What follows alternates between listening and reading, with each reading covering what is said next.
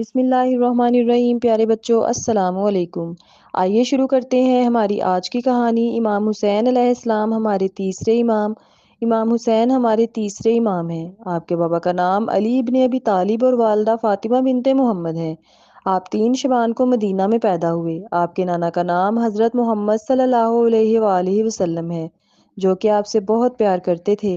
ایک دن رسول خدا نماز پڑھا رہے تھے۔ سب صحابہ آپ کے پیچھے صف میں کھڑے تھے۔ اچانک امام حسین، جو اس وقت تقریباً 3 سال کے تھے، وہ دوڑتے ہوئے نانا جان کے پاس آئے اور ان کی پیٹھ پر بیٹھ گئے جب وہ سجدے میں تھے۔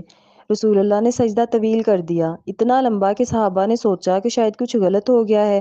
نماز کے بعد کسی نے پوچھا، یا رسول اللہ، آپ نے سجدہ اتنا لمبا کیوں کر دیا؟ آپ نے فرمایا، میرا نواسہ حسین میری پیٹھ پر سوار تھا، میں نے ان کی خوشی سے اترنے کا انتظار کیا۔ اس سے ہم یہ سمجھتے ہیں کہ امام اور رسول کی محبت کتنی گہری تھی۔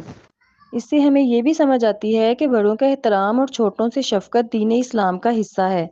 آپ کی شہادت 10 محرم کو کربلا میں ہوئی۔ کربلا ایسا میدان جہاں امام حسین نے اسلام کو بچانے کے لیے سب کچھ قربان کر دیا۔ امام حسین نے یزید نامی ایک ظالم بادشاہ کی بیعت کرنے سے انکار کر دیا، کیونکہ وہ حق کے خلاف تھا اور دین محمدی کو مٹانا چاہتا تھا۔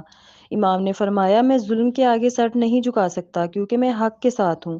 اسی حق گوئی کی پاداش میں یزیدی فوج نے امام حسین اور ان کی اہل بیت اصحاب کو کربلا کے میدان میں 3 دن بھوکا پیاسا رکھا، پھر ظلم سے شہید کر دیا۔ 10 محرم کا دن تھا۔ میدان کربلا گرم ریت سے بھرا ہوا تھا۔ امام حسین کے سب ساتھی شہید ہو گئے تھے۔ ننھے علی اصغر، بھائی عباس، بیٹے علی اکبر سب اللہ کی راہ میں قربان ہو چکے تھے۔ اب امام حسین تنہا رہ گئے تھے۔ امام حسین نے آخری وقت میں اللہ کے سامنے سجدہ کیا اور فرمایا، اے میرے اللہ، میں تیری رضا میں راضی ہوں۔ اسی سجدے کی حالت میں ایک ظالم دشمن نے امام پر وار کیا اور امام نے سجدے کی حالت میں اپنی جان اللہ کے حوالے کر دی۔ تو پیارے بچوں، آپ نے دیکھا کس طرح امام حسین نے سجدے میں اپنی جان دے دی، لیکن جھوٹ کے آگے کبھی نہ جھکے۔ امام حسین کی سنت پہ عمل کرتے ہوئے ہمیں بھی چاہیے کہ ہم ہمیشہ سچ کا ساتھ دیں اور ظلم کے آگے کبھی نہ جھکیں۔